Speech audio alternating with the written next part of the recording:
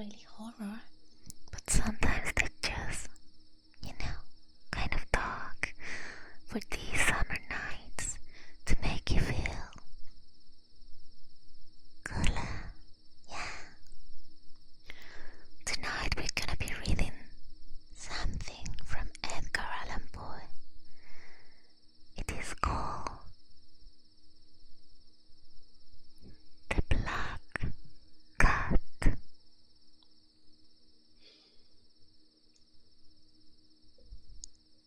For the most wild, yet most humbly narrative which I am about to pen, I neither expect nor solicit belief. Mad indeed would I be to expect it, in a case where my very senses reject their own evidence. Yet mad am I not, and very surely do I not dream. But tomorrow I die, and today I would unburden my soul. my immediate purpose is to place before the world plainly, succinctly, and without comment, a series of mere household events. In their consequences, these events have terrified, have tortured, have destroyed me. Yet I will not attempt to expound them. To me, they have presented little but horror. To many they will seem less terrible than rocks. Hereafter, perhaps, some intellect may be found which will reduce my phantasm to the commonplace. Some intellect more calm, more logical, and far less excitable than my own, which will perceive in the circumstances I detail with awe nothing more than an ordinary succession of the very natural causes and effects. From my infancy, I was noted for the docility and humanity of my disposition. My tenderness of heart was even so conspicuous as to make me the jest of my companions. I was especially fond of animals, and was indulged by my parents with a great variety of pets. With these I spent most of my time, and never was so happy as when feeding and caressing them. This peculiarity of character grew with my growth, and in my manhood I derive from it one of my principal sources of pleasure. To those who have cherished an affection for a faithful and sagacious dog, I need hardly be at the trouble of explaining the nature of the intensity of the gratification thus derivable. There is something in the unselfish and self-sacrificing love of a brute which goes directly to the heart of women, who has had frequent occasion to test the paltry friendship and gossamer fidelity of a mere man. I married early, and was happy to find in my wife a disposition not uncongenital with my own, observing my partially for domestic pets. She lost no opportunity of procuring those of the most agreeable kind. We had birds, goldfish, a fine dog, rabbits, small monkey, and a cat. This latter was a remarkable, large and beautiful animal, entirely black and sagacious to an astonishing degree. In speaking of his intelligence, my wife, who had heard was not a little tincture with superstition, made frequent allusion to the ancient popular notion, which regarded all black cats as witches in disguise. Not that she was ever serious upon this point, and I mention the matter at all for no better reason than it happened just now to be remembered. Pluto, this was the cat's name, was my favorite pet and playmate. I alone fed him, and he attended me wherever I went about the house. It was even with difficulty that I could prevent him from following me through the streets. Our friendship lasted in this manner for several years, during which my general temperament and character, through the instrumentality of the fiend intemperance, had experienced a radical alteration for the worse. I grew day by day more moody, more irritable, more regardless of the feelings of others. I suffered myself to use intemperate language to my wife. At length, I even offered her personal violence. My pets, of course, were made to feel the change in my disposition. I not only neglected, but ill-used them. For Pluto, however, I still retained sufficient regard to restrain me from maltreating him, and I made no scruple of maltreating the rabbits, the monkey, or even the dog, when by accident or through affection they came in my way. But my disease grew upon me, for what disease is like alcohol? And at length even Pluto, who was now becoming old and consequently somewhat peevish, even Pluto began to experience the effects of my ill temper. One night, returning home, much intoxicated from one of my haunts about town, I fancied that the cat avoided my presence. I seized him, when in his fright at my violence he inflicted a slight wound upon my hand with his teeth. The fury of a demon instantly possessed me. I knew myself no longer. My original soul seemed at once to take its flight from my body, and a more than a fiendish malevolence keen nurture thrill every fibre of my frame. I took from my waistcoat pocket a penknife, opened it, grasped the poor beast by the throat, and deliberately cut one of its eyes from the sockets. I blush, I burn, I shudder while I pen the damnable atrocity.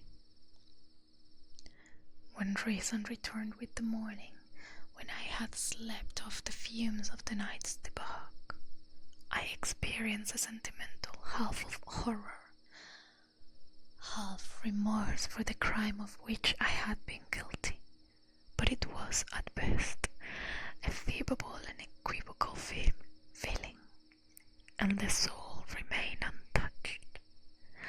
I again plunged into excess, and soon drowned in wine all memory of the deed. In the meantime, the cat slowly recovered. The socket of the lost eye presented, it is true, a frightful appearance, but he no longer appeared to suffer any pain. He went about the house as usual, but as might be expected, fled in extreme terror at my approach. I had so much of my old heart left as to be at first grieved by this evident dislike on the part of the creature which had once so loved me. But this feeling soon gave place to irritation, and then came, as if to my final and irrevocable overthrow, the spirit of perverseness.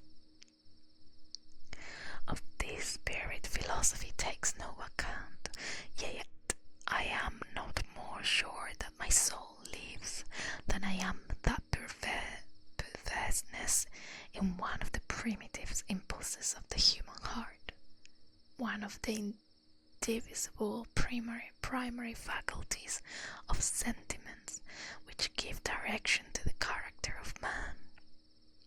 Who has not 100 times found himself committing a vile or a silly action for no other reason than because he knows he should not? Have we not a perpetual inclination in the teeth of our best judgment to violate that which is law merely because we understand it to be such? The spirit of perverseness, I say, came to my final overthrow. It was this unfathomable longing of the soul to vex itself, to offer violence to its own nature, to do wrong for the wrong's sakes only, that urged me to continue and finally to consummate the injury I had inflicted upon the unoffended brute. One morning, in cold blood, I slipped a noose about its neck and hung it to the limb of a tree, hung it with the tears streaming from my eyes and with the bitterest remorse at my heart, hung it because I knew that it had loved me, and because I felt it had given me no reason of offense, hung it because I knew that in so doing I was committing a sin, a deadly sin that would so jeopardize my immortal soul as to place it, if such things were possible, even beyond the reach of the infinite mercy of the most merciful and most terrible God. On the night of the day on which this cruel deed was done, I was aroused from sleep by the cry of the fire. The curtains of my bed were in flames, the whole house was blazing. It was with great difficulty that my wife, a servant, and myself made our escape from the conflagration. The destruction was complete. My entire worldly wealth was swallowed up, and I resigned myself henceforward to despair. I am above the weakness of seeking to establish a sequence of cause and effect between the disaster and the atrocity, but I am detailing a change of facts, and wish not to leave even a possible link imperfect. On the day succeeding the fire, I visited the ruins. The walls, with one exception, had fallen in. This exception was found in a compartment wall, not very thick, which stood about the middle of the house, and against which had rested the head of my bed. The plastering had here, in great measure, resisted the action of the fire, a fact which I attribute to its having been recently spread. About this wall a dense crowd were collected, and many persons seemed to be examining a particular portion of it. With very minute and eager attention, the words "strange," "singular," and other similar expressions excited my curiosity. I approached and saw, as if graven in bas relief upon the white surface, the figure of a gigantic cat. The impression was given with accuracy truly marvelous. There was a rope about the animal's neck. When I first beheld this apparition, for I could scarcely regard it as less, my wonder and my terror were extreme, but at length reflection came to my aid. The cat, I remember, had been hung in a garden adjacent to the house. Upon the alarm of fire, this garden had been immediately filled by the crowd, some one of whom the animal must have been cut from the tree and thrown through an open window into my chamber. This had probably been done with the view of arousing me from sleep. The falling of other walls had compressed the victim of my cruelty into the substance of the freshly spread plaster, the lime of which, with the flames and ammonia from the carcass, had then accomplished the portraiture as I saw it. Although I thus readily accounted to my reason, if not altogether to my conscience, for their startling factious detail, it did not the less fail to make a deep impression upon my fancy. For months I could not rid myself of the phantasm of the cat, and during this period there came back into my spirit a half sentiment that seemed but was not remorse. I went so far as to regret the loss of the animal, and to look about me among the vile haunts which I now frequent for another pet of the same species and somewhat similar appearance, with which to supply its place. One night, as I sat half stupefied in a den of more than infamy, my attention was suddenly drawn to some black object reposing upon the head of one of the immense hogsheads of gin or of rum which constitute the chief furniture of the apartment. I had been looking steadily at the top of this hogshead for some minutes, and what now caused me surprise was the fact that I had not sooner perceived the object thereupon. I approached it and touched it with my hand. It was a black cat, a very large one, fully as large as Pluto, and closely resembling him in every respect but one. Pluto had not a white hair upon any portion of his body, but this cat had a large, although indefinite splotch of white, covering nearly the whole region of the breast. Upon my touching him, he immediately arose, purred loudly, rubbed against my hand, and appeared delighted with my notice. This then was the very creature of which I was in search. I at once offered to purchase it of the landlord, but this person made no claim to it, knew nothing of it, had never seen it before. I continued my caresses, and when I prepared to go home, the animal evinced a disposition to accompany me. I permitted it to do so, occasionally stooping and patting it as I proceeded. When it reached the house, it domesticated itself at once and became immediately a great favorite with my wife.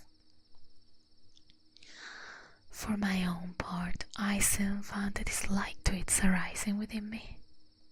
This was just the reverse of what I had anticipated, but I know not how or why it was. Its evident fondness for myself rather disgusted and annoyed.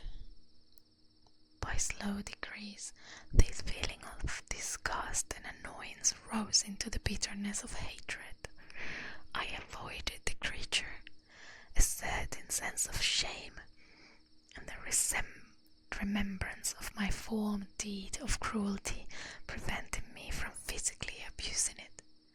I did not, for some weeks, strike or otherwise violently ill-use it, but gradually, very gradually, I came to look upon it with unutterable loathing and to flee silently from its odious presence as from the breath of a pestilence. What added no doubt to my hatred of the beast was the discovery on the morning after I brought it home that, like Pluto, it also had been deprived of one of his eyes. This circumstance, however, only endeared to my wife, who, as I have already said, possessed in high degree that humanity of feeling which had once been my distinguishing trait and the source of many of my simplest and purest pleasure. With my aversion to this cat, however, it partially for myself seemed to increase. It followed my footsteps with a pertinacity which it would be difficult to make the reader comprehend. Whenever I sat, it would crouch beneath my chair, or spring upon my knees, covering me with its loathsome caresses.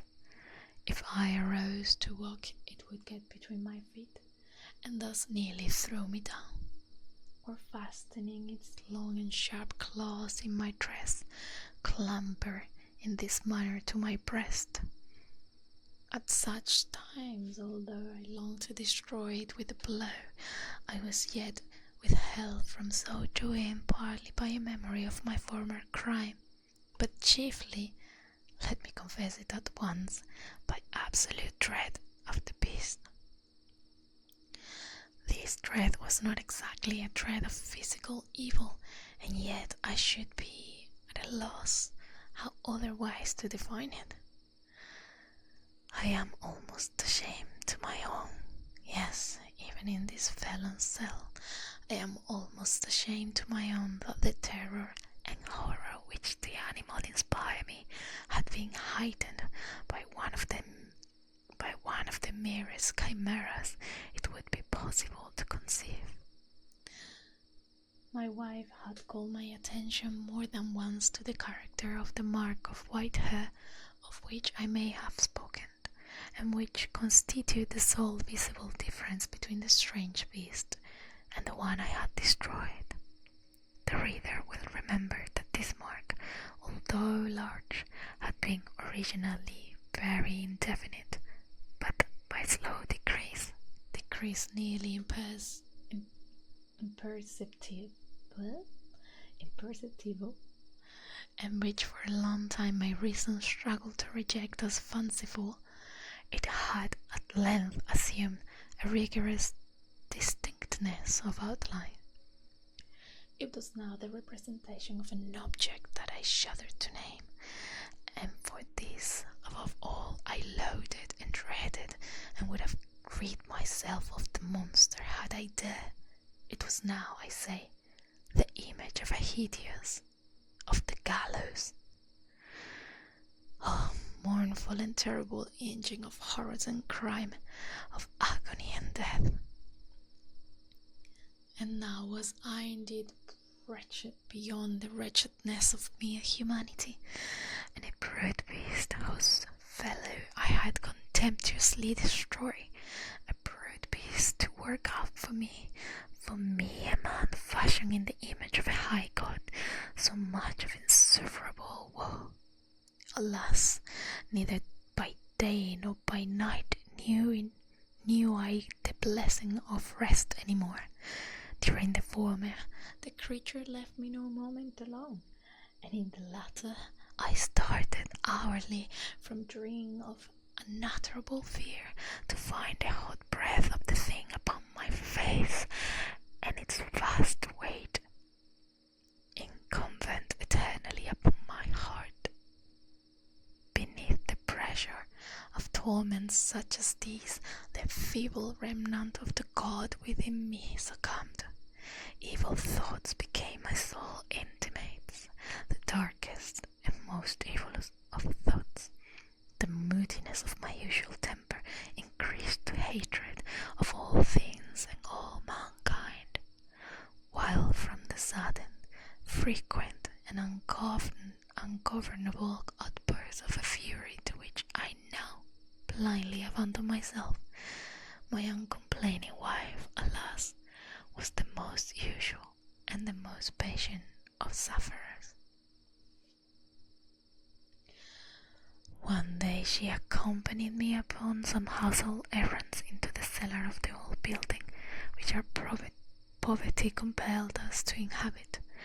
The cat followed me down the steep stairs and nearly throwing me headlong exasperated me to madness. Uplifting an axe and forgetting in my wrath the childish dread with which I aimed a blow at the animal, which of course would have proved instantly fatal had it descended as I wished. But this blow was arrested by the hand of my wife. Goaded by the interference into a rage more than demoniacal, I withdrew my arm from her grasp and buried the axe in her brain. She fell dead upon the spot without a groan. This hideous murder accomplished, I set myself forthwith and with entire deliberation to the task of concealing the body. I knew that I could not remove it from the house either by day or by night without the risk of being observed by the neighbors. Many projects entered my mind. At one period I thought of cutting the corpse into minute fragments and destroying them by fire. At another, I resolved to dig a grave for it in the floor of the cellar. Again, I deliberated about casting it into the well in the yard, about packing it in a box as if merchandise with the usual arrangements, and so getting a porter to take it from my house. Finally, I hit upon what I consider a far better expedient than either of these. I determined to wall it up in the cellar, as the monks of the Middle Ages have recorded to have walled up their victims. For the purpose such as this cellar was well adapted. Its walls were loosely constructed and had lately been plastered throughout with a rough plaster which the dampness of the atmosphere had prevented from hardening. Moreover, in one of its walls was a projection caused by a false chimney or a fireplace that had been filled up and made to resemble the red of a cellar. I made no doubt that I could readily displace the brick at this point, insert the corpse, and wall the whole up as before, so that no eye could detect anything suspicious. And in this calculation I was not deceived. By means of a crowbar I easily dislodged the bricks, and having carefully deposited the body against the inner wall, I propped it in that position, while with little trouble I relayed the whole structure as it originally stood. Having procured mortar, sand, and the hair with every possible precaution, I prepared a plaster which could not be distinguished from the old, and with this I very carefully went over the new brickwork. When I had finished, I felt satisfied that all was right. The wall did not present the slightest appearance of having been disturbed. The rubbish of the floor was picked up with the minutest care. I looked around triumphantly and said to myself, "Here at least then my labor has not been in vain." My next step was to look for the beast which had been the cause of so much wretchedness, for I had at length firmly resolved to put it to death. Had I been able to meet with it at the moment, there could have been no doubt of its fate, but it appeared that the crafty animal had been alarmed at the violence of my previous anger, and forebore to present itself in my present mood. It is impossible to describe or to imagine the blissful sense of relief which the absence of the detested creature occasioned in my bosom. It did not make its appearance during the night, and thus for one night at least, since its introduction into the house, I soundly and tranquilly slept. I slept even with the burden of murder upon my soul. The second and third day passed was, and still my tormentor came not. Once again I breathed as the freeman. The monster in terror had fled the premises forever. I should behold it no more. My happiness was supreme. The guilt of my dark deed disturbed me but little. Some few inquiries had been made, but these had been readily answered. Even the search had been instituted, but of course nothing was to be discovered. I looked upon my future felicity as secure. Upon the 4th day of the assassination, a party of police came very unexpectedly into the house and proceeded again to make rigorous investigation of the premises. Secure, however, in the inscrutability of my place of concealment, I felt no embarrassment whatever. The officer bade me accompany them in their search. They left no nook or corner unexplored. At length, for the 3rd of the 4th time the descending into the cellar, I quivered not in a muscle. My heart beat calmly as that one of who slumbers in innocence. I walked the cellar from end to end. I folded my arms upon my bosom and roamed easily to and fro. The police were thoroughly satisfied and prepared to depart. The glee at my heart was so strong to be restrained. I burned to say, if but one word, by way of the triumph, and to render doubly sure the assurance of my guiltiness. "Gentlemen," I said at last, as the party ascended the steps, "I delight to have allayed your suspicions. I wish you all health and a little more courtesy. By the by, gentlemen, this is a very well-constructed house." And the rabbit desired to say something easily. I scarcely knew what I uttered at all. "I may say an excellently well-constructed house. These walls are Gentlemen, these walls are solidly put together." And here, through the mere frenzy of bravado, I rapped heavily with the cane which I held in my hand upon that very portion of the brick wall behind which stood the corpse of the wife of my bosom. But my God shield and deliver me from the fangs of the arch-fiend. No sooner had the reverberation of my blow sunk into silence than I answered by a voice from within the tomb, by a cry, at first muffled and broken, like the sobbing of a child, and then quickly swelling into one long, loud and continuous scream, utterly anomalous and inhuman, a howl, a wailing shriek, half of horror and half of triumph, such as might have arisen only out of hell, conjointly from the throats of the damned in their agony, and of the demons that exult in the damnation. Of my thoughts, of its folly to speak, swooning, I staggered to the opposite wall. For one instant the body upon the stairs remained motionless, through extremity of terror and of awe.